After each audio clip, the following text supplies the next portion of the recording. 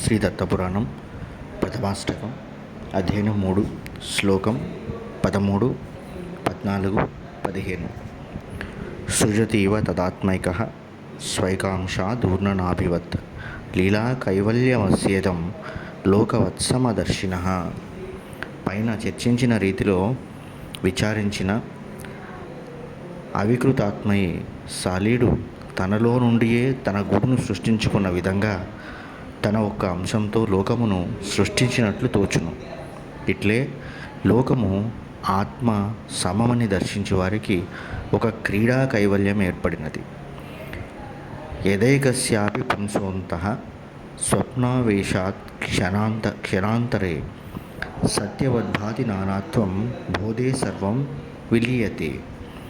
తదాత్మనో నాది మాయావేశాదేకస్య చాప్యయం మిథ్యాభ్రమః ప్రబోధే యమేకః స్వాత్వైవ శిష్యతే.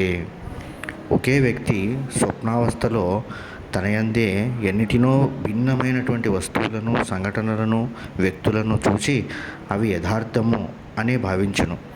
కానీ ఆ వ్యక్తి ఆ స్వప్నావస్థ నుండి జాగ్రత్తావస్థలోకి మేల్కొన్న వెంటనే అవన్నీ మాయమై తానొక్కడే మిగిలినట్లు ఆత్మజ్ఞానం కలిగినటువంటి వానికి మాయ క్రమినందువల్ల లోక భ్రాంతి కలుగును.